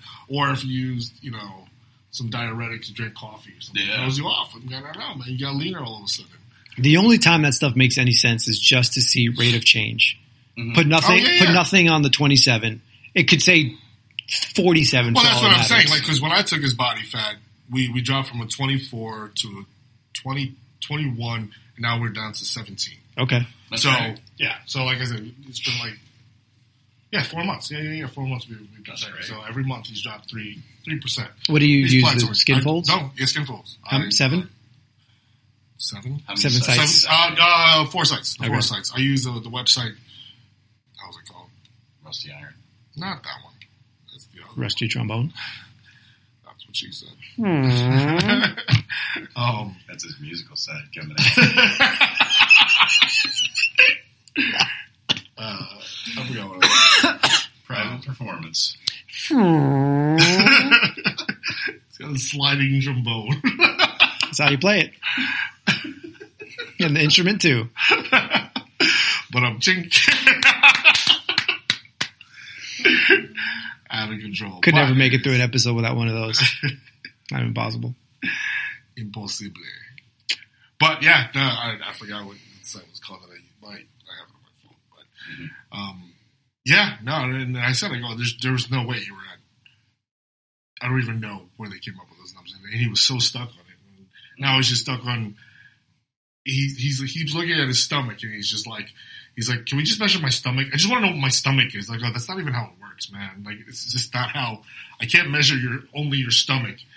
And say you have like 10% exactly. here. Yeah, I just can't do it. But the in-body can do that. Yeah, it does. Yeah, to an extent. And I'm just like, I don't feel like buying an in-body to bring to your house. But at the same time, it's like, dude, you can see that. You know, people always want to say, like, how do I get rid of my love handles? I'm pretty lean everywhere else. Well, first of all, if you're pretty lean everywhere else, chances are you don't have love handles. So maybe you're not really lean everywhere else. But the only real answer is just keep getting leaner. Right. That's it. Yeah, you can't spot reduce, and that's still a myth that people cling to. Yeah. Oh, yeah. Everyone's just like, we got to do more abs. I'm like, why? Yeah, great. Why? So I your see- ribcage can touch your pelvis. So many people doing abs in the gym, and so many people do the cable crunch with the stack, Weighted abs. moving at their hips. And I'm like, you guys have the best hip flexors, so You strong. need the strongest hip flexors to Yeah. show your abs. And I want to be You didn't know like, that, did you? what are you doing? Building hip Like, flexors. you're like, what do you do for abs? I do nothing. I don't do anything for my abs. You gotta do the booty builder. People say, what do you do for your abs? I'm like, I squat. Yeah. Like, your abdominal wall will get a lot of isometric contractions out of just doing regular lifts, bracing. The Yeah. one thing that I realized when I started deadlifting heavy, how much deadlifting helped with my core, was when I decided to use a belt for the first time. Mhm. And I realized, I was like, oh, wow, I really am pushing against this belt. Yep. And I felt the difference Mhm. where I'm like, oh, I got to work on that part. You know? Yeah. And I was like, that made, like, but again, Well, people I think think we're that easier. belts. We could visualize that more when we know the anatomy of the body. Like, I could envision that in my head. I'm like, oh, that's how it works. Yeah, everyone thinks the belt's for your back, Right. But really, it keeps the compressive force Course, on your yep. on your abdominal wall. Yeah. So you can push It does against help your it. back. So you can push against it, Oh, and then you. yeah, it But helps then, your whole but then mid-core, that yeah. compressive force is what helps you keep your back in somewhat of a neutral alignment. Right. And then that was the crazy part. Like, when I first went heavy enough to use a ball, I decided to use a belt. I was like, oh, I'm going to use this belt, see what it does. Because, I mean, I've used belts before. I just never paid attention. But then I was like, let me just get into it. And I'm like, wow, that's the way it's supposed to be used. I was like, that feels different. But to your point, if you figure out how to get your core stronger without just doing crunches on end, Planks all day, buddy. you don't Planks all you day. don't need to do. I mean, at Side some point, planks. a belt will provide safety. But what are we doing? Are we trying to deadlift competition type weight? Yeah. Then you should probably wear a belt. But if you're just deadlifting to get some glutes and hams in and whatever, I don't know how heavy do you really have to go? Well, at the time, I just wanted to go as heavy as possible. Well, there you go. At the time. Now I'm just like, I have the belt. It's actually sitting in my office behind my chair. As motivated as I am to use it. But again, that's what it is. I haven't used it in a while. Don't care. Time to move on. That's all it is. Anyways, touche. Use a belt. Or don't. Or no. Don't do abs. That's No crunches. Abs are made in the kitchen, man. Oh yeah, 85% is nutrition. Oh, where'd that equation come from? someone on Instagram, I think. Yeah.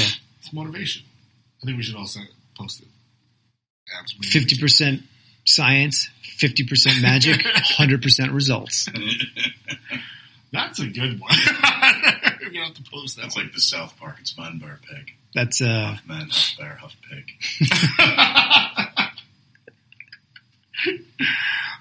Yeah. So, touche. What else? Well, we were talking about planks. I like planks. I like to go back to the frequency thing Mhm. about your boy trying to do like 5 days a week, Oh yeah, I mean, I just think he needs accountability. which is fine. I generally, for how he is, he doesn't want to admit it. I just think he needs accountability. He just needs someone to be there for him to work out. Like I could just literally I've made him ride the bike for like 15 minutes. See, if you did- next to him, and I was if like, you I'm getting did- paid to watch him ride a bike. 3 days of strength training, like a push-pull legs, Mhm. which is totally fine, and made him send you pictures of, I don't know, what does he have at home for cardio? Peloton. All right, so just have him send you screenshots And that's- of what he does. And I've literally asked. I was like, listen, just I mean, when he does it, he does 30 minutes and he feels great, and he tells me the next day. But just keep doing that. Like I don't need to see you 5 days a week. As great as it is, because you want to keep paying me, I just don't want to talk to you that much. I think for a lot of people like that too, what it is they're starting their day on the right foot. Oh yeah. And Like I said, it's accountability. He Yeah. just. But I wants mean, someone to it be probably there has a for him. carryover for the rest of his day. Mhm. You know, so like for breakfast, he's probably going to go upstairs and cook some egg whites instead of heading to Dunkin' Donuts and getting like one of those like. He's just sandwiches. he's a workaholic. He works from home. He's London based, so he gets to work from home all day long. That's Like, great. he literally that's all he does. He's on the phone. He's on a Zoom call, and he took off. He went to Ibiza for like 4 days for a bachelor party. He came back. We worked out. He goes, I can't take 4 days off anymore. I looked at him. I go, did you have fun? Did you chill out? Did you relax? Did you get your mind off stuff? Then it worked. Yeah. Yeah. I'm like, yeah, so you feel a little weird. I'm like, it's not the fact that you took a break. It's the fact that you drank, like, Yeah, it's 3 not gallons the of it's not the alcohol. break. It's just like when people talk about what supplements can I take for like more energy Right. during the day? Yeah, Well, sleep. okay, well what's what's your sleep like? Right. You know, let's look at the basics. Are you sleeping? How's your stress management? You know, Well, everyone wants the magic pill. the magic pill is, I was going to say no-dose, but that's not it. What's the sleep inducing joint? There's got to be something in there, right? Sleep inducing. Yeah. Melatonin. Marijuana. Adaptogens. Yeah, like people got to get their basics in order, you know, CBD. instead of being like, what can I get to boost my energy? A good night's sleep. Yeah. How's that? Yeah, 100%. Wow. And most people stay up late too. It's because like they're watching a movie. Yeah, I did a little newsletter thing on sleep where it was like, I think the person who requested wanted me to go into how sleep impacts exercise or how exercise impacts sleep. And I was like, they're reciprocal. And I like each one, like the exercise can be stress relieving.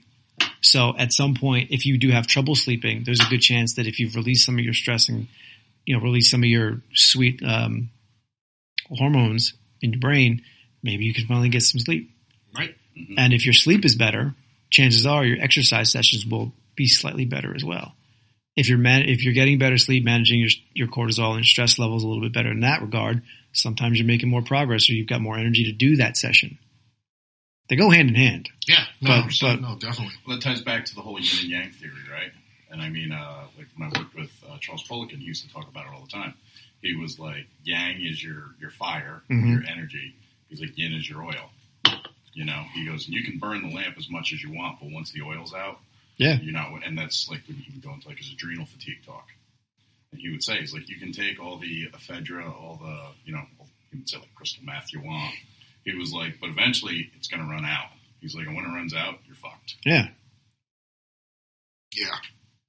Sleep is important. That's why to your boy's point, sometimes he needs, you'll notice Better results. muscular fatigue, and you'll know like when you're ready to go again, like when you're not sore or you feel energetic, you feel strong. But so many people don't understand the complete central nervous system fatigue, Mhm. Yeah. and Again, general pop does not get a lot of these things. that's where we come in. But to be fair, a lot of people we work with don't understand that point right. either. Again, I feel like the trainers these days don't have that same education we did. I firmly believe it. Not to put people down like no, I know Cliff gets to listen to this stuff, but it's very different. Like the like I said, the NASM certification back in the day, like when I was talking to Alan, we were talking to Alan, I did the original OPT, completely different than what it is now. They literally took the original OPT and then separated them, made them all specialty certs. Yeah. So I was just like, I had to take all that stuff in at one time. Yeah. You guys get to do it in like 13 different times. But they got to pay for each one. Right.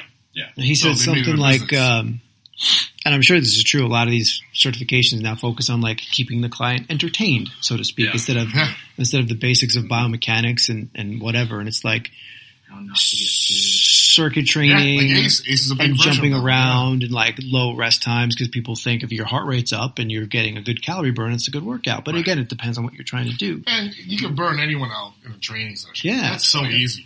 And 10 you can burpees make in a- another idiot tired. Right. Yeah, because Really it's simple. like you stand to make more progress if you take longer rest times to a certain degree, and it ties back to your nervous system, right?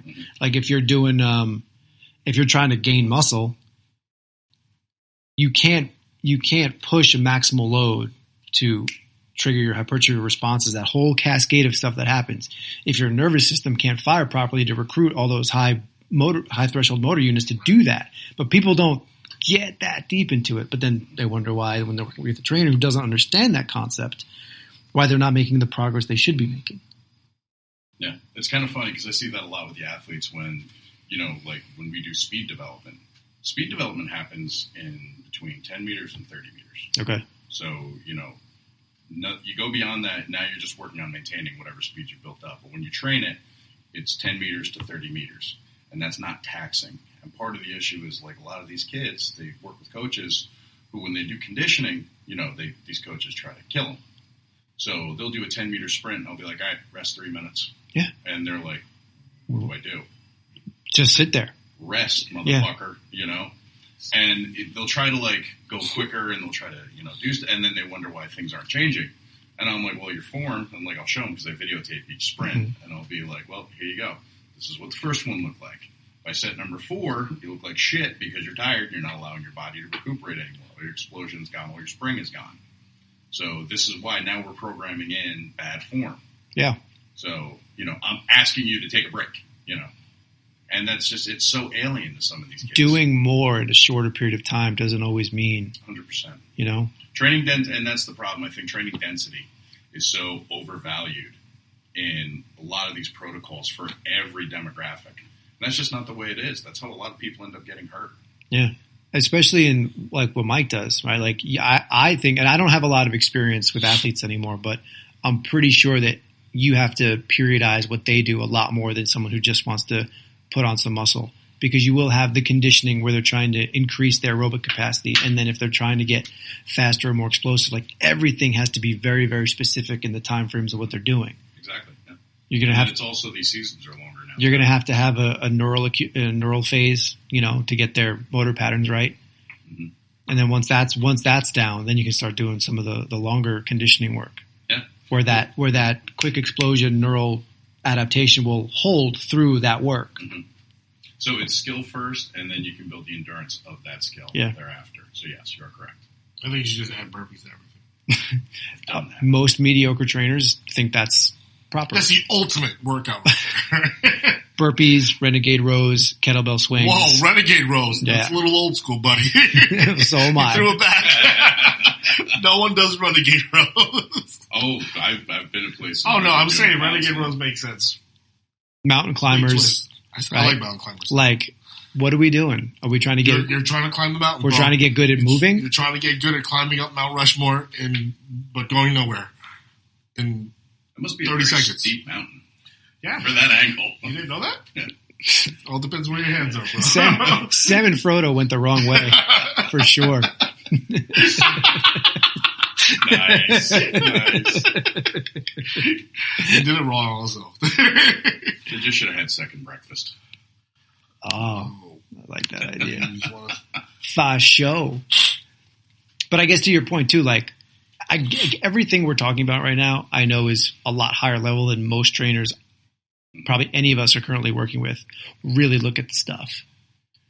Well, But yeah, I think it's also the industry. Not to cut you off, I'm sorry. no, you're 100% right. But You're it's absolutely right. yeah, because I mean, like before I landed at JQ, I had a couple places call me, and they're like, "Oh, do you have a current certification?" I'm like, "No, I have a 4-year degree."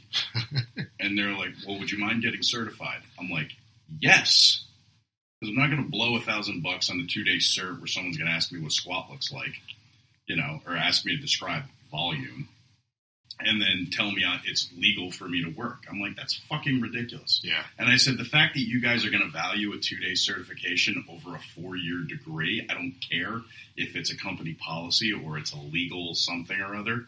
I'm like, it's fucking stupid and you're part of the problem. And that's why we have trainers that work at places. The turnover is ridiculous. They don't get it. Well, they don't get it. And the way I see it, if companies are worried about the liability issues, I'm like, you can get insurance for uncertified trainers. But it's like, where are you going to get? Cares? Where are you going to get more time working with people? On a weekend cert, or 4 years with my exercise. Well, again, that's why I say when people tell me they're like, I got NASM certified. I'm like, I can care less. I don't care. Don't care. Oh yeah, it doesn't mean anything to me. I went to school. I go, how much time did you spend on the floor? Mm-hmm. I go, how many people can you speak to? Yeah. Can you break the ice? Can you ask for money? It's a big difference. It's very hard. And what's funny is that because you do the stuff you do, like front of house, you're always in front of people, fielding questions, taking complaints. That's where you went. I immediately started to go to do any of these idiots understand like an ascending resistance profile. Oh, yeah. You know what I mean? But to your point, you're right. A lot of guys need to spend time on the floor, live in the gym, learn every member's name, be ready to help them, and not just with training, anything. Yeah. And just that's why Cliff is he's our Swiss Army knife. Yeah. Because he literally could do everything in the gym, and we wouldn't be anywhere without him. I'm straight up with that. Trainers think that potholes today in the park. The minute you let the owners do that. The owners do that. The minute you have a cert and are on the floor, you think people are going to flock to you and be like, "Oh, will you train me?" And that's the sad part. That's where I don't get it. I'm just like, so, like to our point, we brought on Anthony Tucci. And I'll throw Tucci out there. You know who did the cert. This whole thing. It doesn't matter. Anthony Tucci looks the part. Oh, yeah. Good looking dude. How old? How old is Tucci? 22. He's young, 22 or 23. I know he's younger than you. A few years younger. He is younger than you. 22, 23. Does his mom drop him off? It's not that young. He has his own car. It's cute. Still lives at home, but he has his own car. But looks the part, and just the fact he went through his certification. What does he have? I think he's got an asthma. He's also going to MSU for exercise science. Right. And he still had questions. He still had questions on programming, right? And I'm just like, you got like the major certifications. You still have to I'm just like, wow. What was his question? How to program? He doesn't know how to just program. In general. Just in general. I was like, I need you to spend time with Mike. That's all. No, I'm kidding. I was like, you got I can't do it. You got to spend some time with some other trainers, and that's the only thing you can do. And that's why I put him on the floor. I'm like, go walk the floor. Right, I just need you to clean up. Just be, number one, be proud of the gym. Right, go clean up. Just take that pride first, because no one does that anymore. There's no floor trainers at. No, so but we do as trainers. Yeah. Oh, God forbid. Juan does a really great job if he's in between sessions because he's no longer technically management, right? So, but I saw they posted it on Indeed. Oh, really? Yeah. Really? I got that too, actually. Yeah. Huh. Fitness manager position for the gym. Yeah. I'm surprised because I know, according to the video that Jeff put up, he doesn't know what he wants to do with the position yet. Oh. I think it should be split up into different responsibilities. There should be. I was thinking about it because it's at least $75,000 a year. There should be a training staff development guy. Absolutely. There should be the reports, numbers, phone calls guy. And then the possibility of a retention person. And each responsibility comes at a different pay grade because their responsibilities are different and who's really driving the business. All of them to a certain degree. But anyway, People would say that's too many positions, too much payroll. There should be one person doing all of that. But that's not. That's of course not. That's the stupidest. That's when you burn some people out, right? Because you can't wear every hat. I don't want to wear any hats anymore. That's just for certain things. I'm just not doing it. That's why we got to open our own spot. We're going to do what we got to do. When Anthony asked for help with programming, did you ask him? Did you go over this in the cert? Yeah. And what did he say? Yeah, he's like, they briefly went over it. Remember? And what are they? I'm curious as to I don't even. I don't remember none of it. As soon as that whole things happened, I was just like, I can't. I'm not going to. I don't have the bandwidth to spend to do this with you. I just don't. Like, I could sit here. Let's go through a scenario. I'm your client. I'm at 300% body fat. How do you get me to 150? I just can't do it that way. I'm not doing it. What? What'd you say, Cliff? I was just going to say, from what I remember from my cert, which was 2 years ago.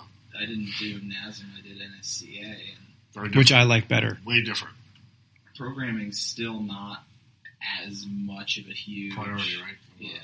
But what do they prioritize in terms of?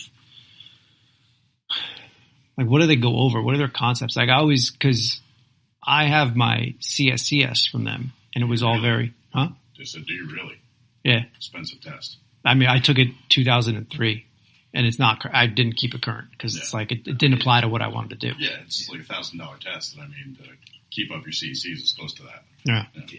And you still have a job. Look at that. Look at that. And I'm 1,000 times better today than I think. I mean, there's concepts and things that I learned in it that I probably would have learned just going through the industry over time. But what is really evolved that's different that we didn't know when we were taking this, the education to now? Like, is there anything that's pronounced that's better now than it was back then?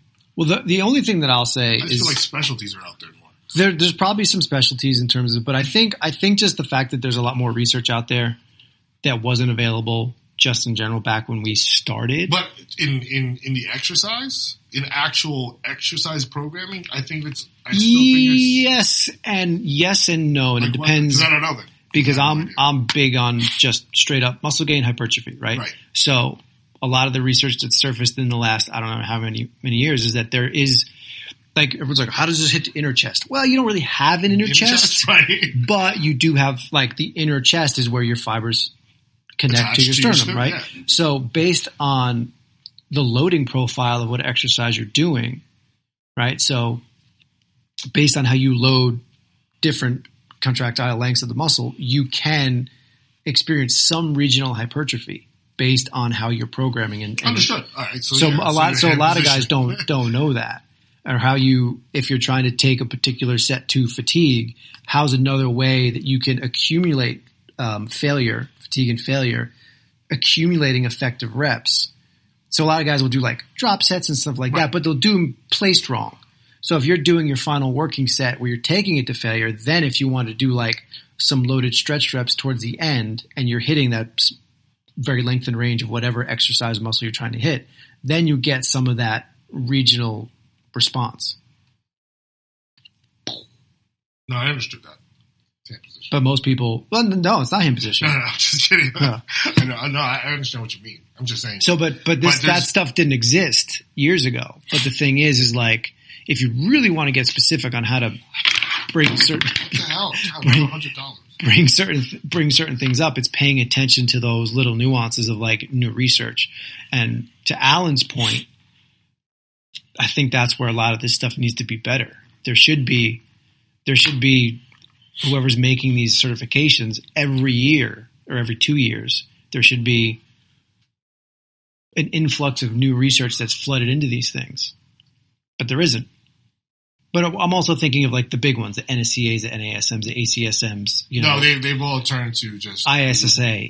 There's other things like RTS. Mm-hmm. That may dive very, very heavily into it. I know. I talk about N1 all the time. I know they dive into a lot of this stuff, but they're also newer. So obviously they would be doing some of the more, I'll say cutting edge, even though that's not really what I want to say, but some of the newer stuff that really kind of is pushing the paradigm. But are those certs more expensive at this point then? Probably. So I think that's what the big turnoff is. Like you can do trainers don't want to spend that much money. You can do N1, you can do a biomechanics, you can do a programming, and you can do like a general cert, like PT cert, each one is like $1,300 to $1,500. Yeah, so And that's ideally, yeah, if you're serious about it, ideally you'd probably do all three. But Which now is it's only $4,000. $700. Yeah. And my Always gym on sale. will pay 50% of that after you pass. And then I think What? you have to complete it, pass it, submit the paperwork, and then you'll be reimbursed 50%. It's pretty good. Yeah, Definitely places used to something do that that's back in the day. Yeah, so we still do it. Yeah, I had a spot that did that too. And then I think the only stipulation was that you have to be an employee of the gym for a year. So I don't know what happens if you decide to leave or they ask for the money. I don't know how that works. But most people, if they do it, they're doing it because they want to be better. Oh yeah, it makes sense. It's something they would continually move forward. The place I worked at, you had to do you had to do a presentation for the staff. Mhm.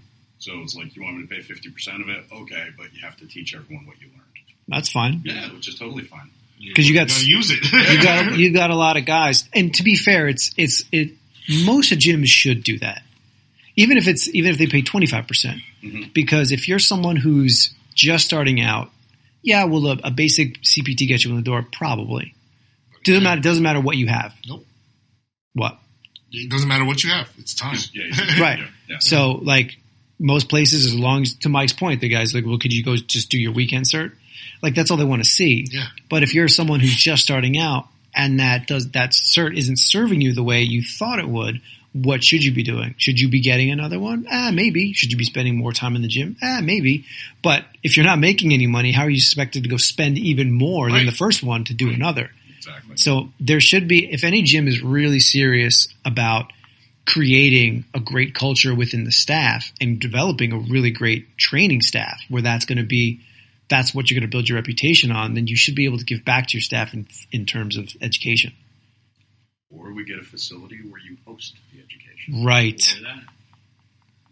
I don't know of any companies that do that anymore. Not anymore. Not There will be. Do you remember that one? Has their own internal EFTI. It's like New York Sports Club. Yeah. But EFTI was basically based on NSCA. Yeah. Oh, it was. When I took it was Anytime does something like that too. Oh, Anytime Fitness does? Yeah, I think 24 hour might have. It's called the whatever cert. More. Yeah. 24 hour, they hired another guy, his name was Corey, externally, who came from New York Sports Club. Oh, there you go. He traveled the country doing the education. Wow. Yeah. New York Sports Club had that, what was it? Foundations. Back in the day, we had foundations. It's not there anymore. Obviously. They don't have anything else anymore. But at least for the short tenure I was there, they never hosted anything other than foundations. Right. And they had that, what was it called? That website. You could do. You could do continuing education online, where it's just read this article and pass a quiz about it, and you get continuing education too. I walked into Foundations, and the first 4 exercises were all on a stability ball. And that's when Juan Carlos was big. And I walked right out. And the manager was like, "Where you going?" I went home and just left. To a stable environment. Yeah, pretty much. I'm going to sit on my car seat, which I know won't bounce. But it was You fun. remember taking Foundations?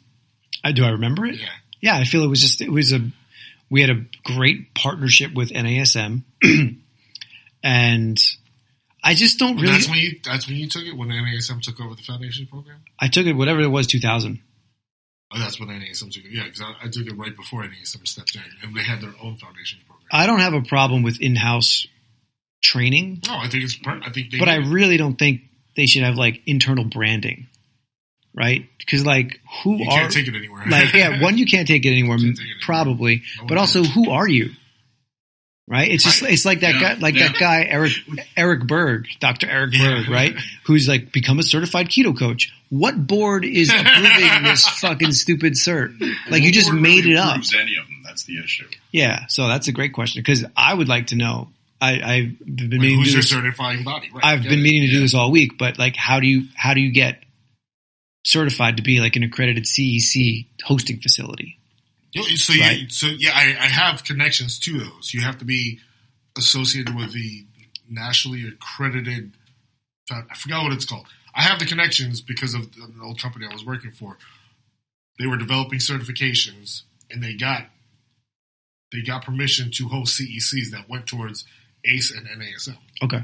So you just have to show certain things in your certification, which isn't bad. I mean, I got kettlebell certified through them. They're called Kettlebell Concepts, not Kettlebell Concepts, K-Fit, and they travel mostly the West Coast, and they just host kettlebell certifications, and everyone gets CECs for NASM and ACE because those are the only two they're associated with. But it wasn't hard. Like certification was like literally 3 hours long. I was like, it's kind of a joke. Yeah. You know, Kettlebell Concepts was like 3 days long when I took that one. I was like, that's very different. So those aren't hard, and that's why I think a facility that holds those is what this industry needs right now. Right. Yeah, 100%. And a facility that conducts its own research, I think, would be good. Because as we were talking about before when you mentioned research, like, what most people don't realize is these professors that conduct this research, they're forced to. Yeah. And they have to get published.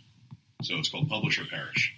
So they don't really want to do anything outside of what they know is going to get published. Do you know what I mean? Like, if they get published for writing water is wet, they would do it. So it's not like... Such a lie. Well, you know what, though? When you're in the water, you're not wet. But This is true. So many of them aren't looking to, like, you know, really do anything groundbreaking anymore. Now it's just, I just want to keep my job. So the whole thrill of getting published is kind of over once you have your PhD. Right. So that's why it's another reason. Player-hating degree. Yes. On that note, no, that's my segment. But N1 does a lot of their own in-house research. They'll test movements with EMG studies and everything else, and they readily talk about the limitations of EMG studies. I like their approach. Do they have, so they're building a new headquarters in Colorado, and I said that's what I sent. That was where the picture was. That Mike was like, name 3 machines you would put in here. Mike was like vending, slushy, and coffee, which was amazing because he completely has a point. that's the cornerstone of all good gyms.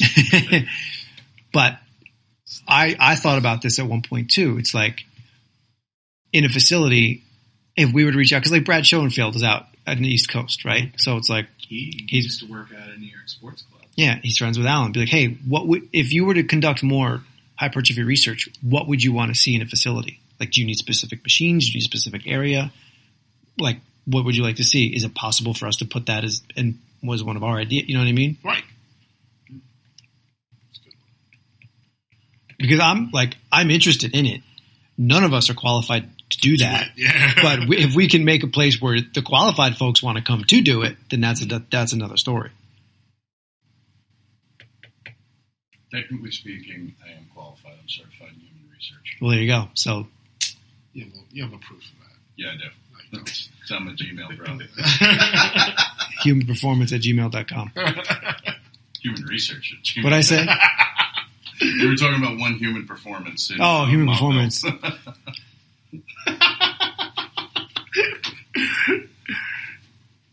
Taking over retrofit. That's what we're doing. So yeah, I mean that's mega high level. That is, but we definitely have to come up with a plan to develop the educational calendar to suffice financially Right. what has to happen throughout a year, or at least the next 5 years. That's the only thing.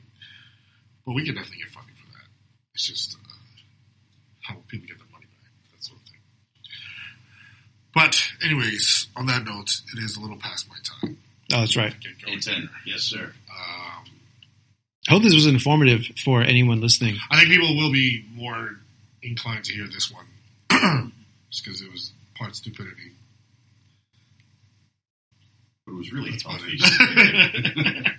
That's about it. It was part stupidity. That's the thing, though. Like this, however, this is almost. It really is. This isn't really a rant, though. This was very. This is straight up like, listen. This The is industry very- needs to be changed. This is very focused, and I would love someone asked me like, why would your audience want to hear about your ideas in terms of like a facility? And I said, well, I think a lot of people out there would just be interested to be like, it's something that currently doesn't exist. Right.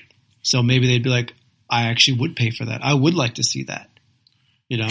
No, I think it's someone has to start. And I hate to like toot our horns or whatever, but I don't think there are people who are thinking along these lines, clearly, because it is happening. Yeah, right. But it's just so few and far between. Right. And I do believe that we're just a couple guys who've been in this for a long time and understand that there needs to be a paradigm shift. No, absolutely. Absolutely. Like I said, one big thing, it made sense. I'll say Rich Me is his name. when he thought about it, when they started the Next Generation group, it was him, Dr. Perry, Chris Flores, a couple of other guys, John Goodman. You guys know who John Goodman is before? Dan Connor. Not the actor. Jonathan Goodman. He had his own facility in Canada. There's all these guys they're all about education. Mm-hmm. We all know Dr. Perry's all about education, right? He was part of this group called the Next Generation, and their idea was they were going to be the next generation of fitness professionals to educate. That was the whole point of it. And they were hosting seminars where each one would speak for 2 hours in a full weekend. So I think it makes sense because listen, the Juan Carloses and who else was big back then? Paul Check. Yeah. All those guys, you don't hear about these guys anymore. Peter Twist. Right? Peter Twist. You don't even know her. You've never even heard of Peter Twist. Canadian guy. Exactly. Big on the NHL. Huge. And he's a guy we worked with before. Wobble boards. Bobby Capuccio. All these guys from, the NASM days. They're gone. Or I don't know where they are.